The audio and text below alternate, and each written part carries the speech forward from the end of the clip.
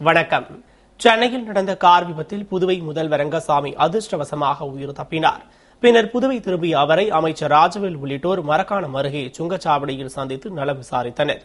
சென்னை எழும்பூரில் நடந்த திருமண நிகழ்ச்சியில் கலந்து கொள்வதற்காக சென்னை சென்ற முதல்வர் ரங்கசாமி திருமண நிகழ்ச்சியை முடித்துக் கொண்டு புதுவை திரும்பிக் கொண்டிருந்த பொழுது அவருக்கு பாதுகாப்பாக பைலட் கார்கள் முன்னும் பின்னும் சென்று கொண்டிருந்தன. மேலும் ரங்கசாமியின் கான்வாய் கார்கள் சாந்தோம் பேராலயம் அருகே சென்று கொண்டிருந்த பொழுது எதிரே வந்த சொகுசு காரும் முதல்வர் ரங்கசாமியின் காருக்கு முன்னால் சென்று கொண்டிருந்த பைலட் காரும் நேருக்கு நேர் மோதின. அப்போது பின்னால் வந்த முதல்வர் கார் பைலட் கார் மீது வேகமாக மோதி நின்றது. இதில் அவரது காரின் முன்பகுதி சேதமடைந்தது. மேலும் இந்த விபத்தில் பைலட் காரும் எதிரே வந்த காரும் பலத்த சேதமடைந்தன. இந்த விபத்தில் அதிர்ஷ்டவசமாக முதல்வர் உயிர் தப்பினார். பாதுகாப்பிற்கு வந்த 4 போலீசார் காயமடைந்தனர். இச்சம்பவம் அப்பகுதியில் பெரும் பரபரப்பு ஏற்படுத்தியது. தகவல் அறிந்து பொதுமக்கள் ஏராளமானோர் திரண்டனர். மேலும் அடையாறு போக்குவரத்து போலீசார் விரைந்து வந்து முதல்வரை பாதுகாப்பாக இறக்கி மற்றொரு காரில் புதுவைக்கு அனுப்பி வைத்தனர். இதற்குள் இத்தகவல் காட்டுத்தீ போன்று பரவியது.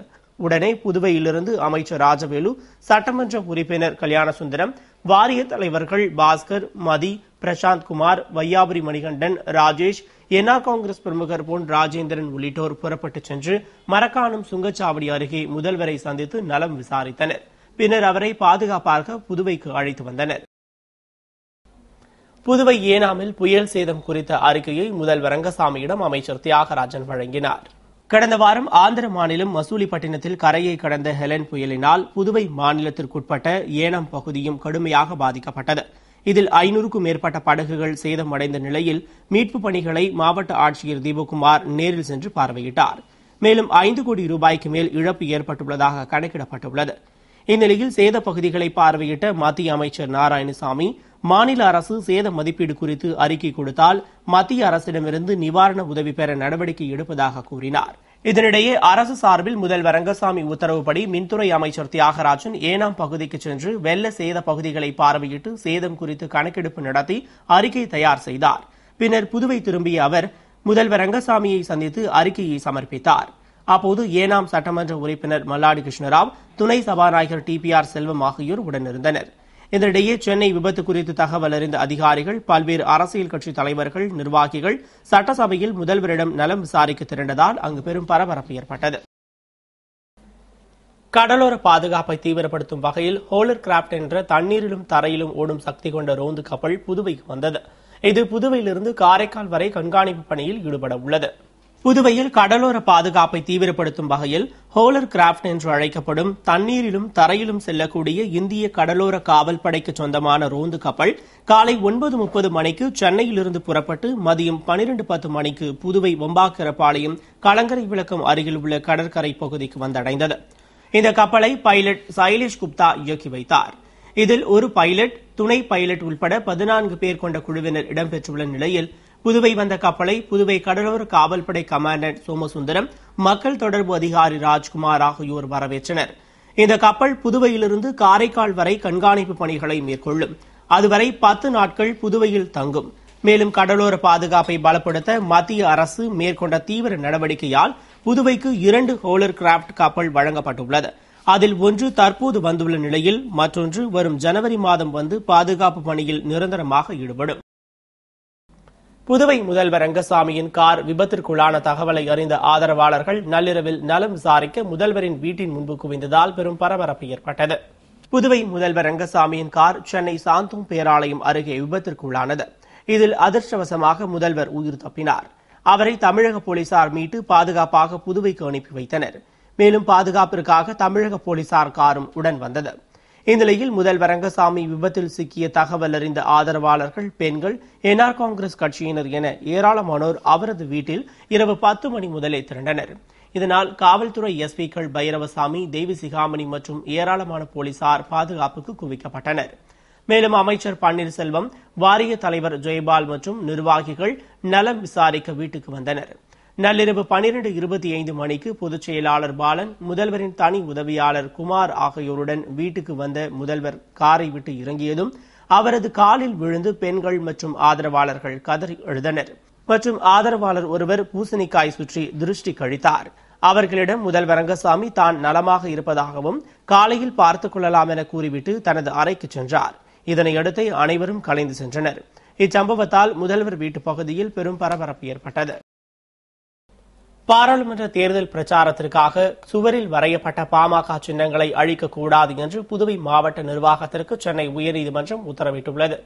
எதிர்வரும் பாராளுமன்ற தேர்தலில் பாட்டாளி மக்கள் கட்சி சார்பில் சமூக ஜனநாயக கூட்டணியின் புதுவை மாநில வேட்பாளராக முன்னாள் சட்டமன்ற உறுப்பினரும் பாமக மாநில செயலாளருமான RKR அனந்தராமன் நிறுவனர் ராமதாஸ் அவர்களால் அறிவிக்கப்பட்டதைத் தொடர்ந்து புதுவை மாநிலம் முழுவதும் பாமக நிர்வாகிகளும் தொண்டர்களும் தீவிர தேர்தல் பிரச்சாரத்தில் ஈடுபட்டுள்ளனர். அதன் ஒரு பகுதியாக ஆங்காங்கே தேர்தல் சின்னங்கள் சுவர்களில் ஓவியமாக வரையப்பட்ட நிலையில் அது தொடர்பாக வந்த புகார்களை அடுத்து மாவட்ட ஆட்சியரின் உத்தரவின் பேரில் ஒரு சில இடங்களில் வரையப்பட்டிருந்த பாமக தேர்தல் சின்னம் அழிக்கப்பட்டன. இதையடுத்து பாராளுமன்ற தேர்தலையொட்டி மக்கள் பார்வைக்காக வரையப்பட்ட பாமக தேர்தல் சின்னத்தை அரசியல் காழ்ப்புணர்ச்சி காரணமாக சில அரசியல் கட்சிகளால் கொடுக்கப்பட்ட புகாரின் பேரில் மாவட்ட நிர்வாகம் மேற்கொண்ட நடவடிக்கையை எதிர்த்து அக்கட்சி சார்பில் சென்னை உயர்நீதிமன்றத்தில் வழக்கு தொடரப்பட்டது. வழக்கை விசாரித்த உயர்நீதிமன்றம் மாவட்ட நிர்வாகத்தின் செயலை கண்டித்து பாமகவின் சுவர் விளம்பரத்தை அழிக்கும் மாவட்ட ஆட்சியரின் உத்தரவிற்கு தடை விதித்ததுடன் வரைந்த சின்னங்களை அழிக்கக்கூடாது என்றும் உத்தரவிட்டுள்ளது. புதுவை அரசின் புதிய திட்டங்களால் பள்ளிகளில் இடைநீக்கம் இல்லை என்று திட்டமிடலுக்கான பயிற்சி முகாமில் அமைச்சர் தியாகராஜன் பேசினார்.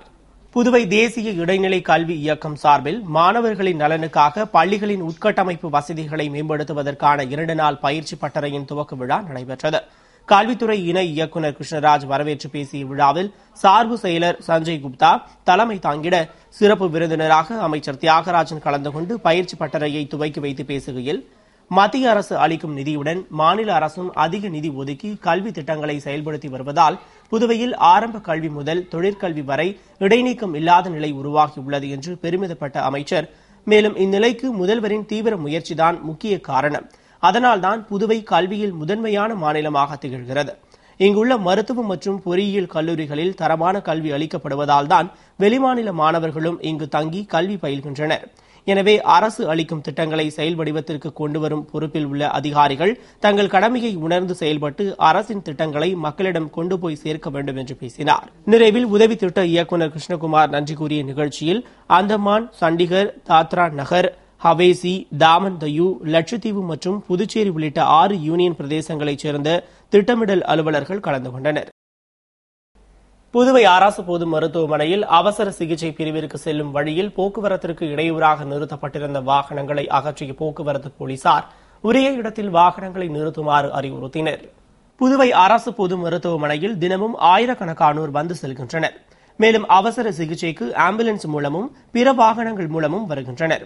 அவ்வாறு வாகனங்கள் வரும்போது ஆம்புலன்ஸ் உள்ளிட்ட வாகனங்கள் மருத்துவமனைக்குள் செல்ல இயலாதபடி மருத்துவமனை நுழைவு வாயிலில் வாகனங்களை நிறுத்தி விடுவதால் அவசர சிகிச்சைக்கு வருபவர்கள் உள்ளே செல்ல முடியாத நிலை ஏற்படுவதுடன் அப்பகுதியில் போக்குவரத்து நெரிசலும் ஏற்படுகிறது. இந்நிலையில் போக்குவரத்து இன்ஸ்பெக்டர் மாறன் தலைமையிலான போலீசார் மருத்துவமனை நுழைவு வாயில் மற்றும் அவசர சிகிச்சை பிரிவு செல்லும் வழியில் உள்ள வாகனங்களை அப்புறப்படுத்தினர். மேலும் வாகனங்களை உரிய இடத்தில் நிறுத்துமாறு வாகன ஓட்டிகளை அறிவுறுத்தினர்.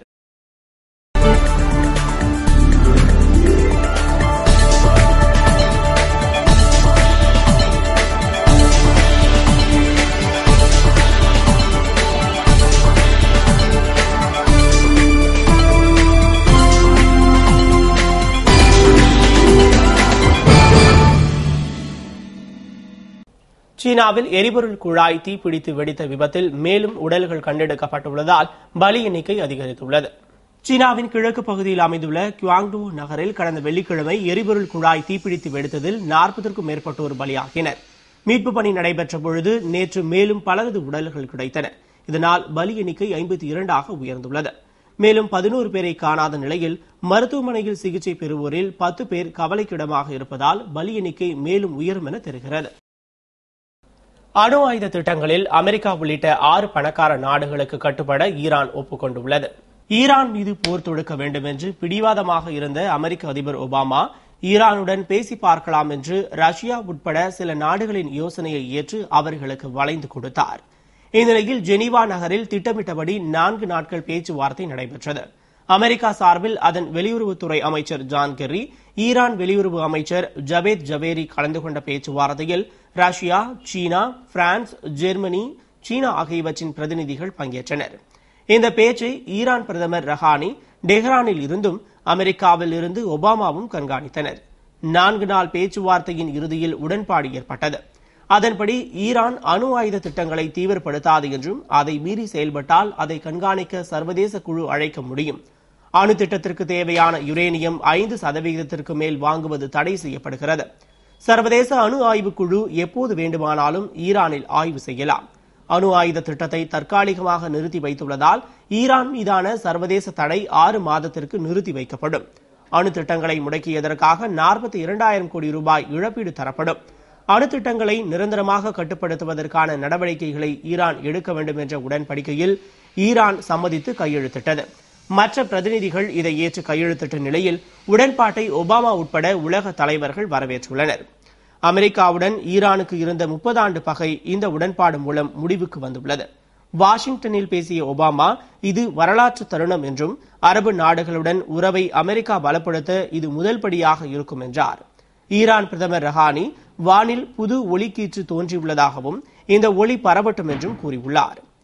இதற்கிடையே அமெரிக்காவின் நெருங்கிய நட்புள்ள இஸ்ரேல் உடன்பாட்டை எதிர்த்துள்ள நிலையில் இது நல்லதாக படவில்லை என்றும் கூறியுள்ளது.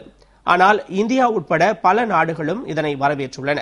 ஈரானிடமிருந்து கச்சா எண்ணெய் இறக்குமதி செய்து வந்த இந்தியா தற்போது குறைக்க துவங்கியுள்ள நிலையில் உடன்பாடு ஏற்பட்டுள்ளதால் எண்ணெய் இறக்குமதி அதிகரிக்குமா என்பது இனி தெரியவரும். இத்துடன் செய்திகள் நிறைவடைந்தன. தொடர்ந்து ஏஜேகே செய்திகளுடன் இணைந்திருக்க AJK News Puduvai.blogspot.in என்ற இணையதள முகவரியில் பாருங்கள். வணக்கம்.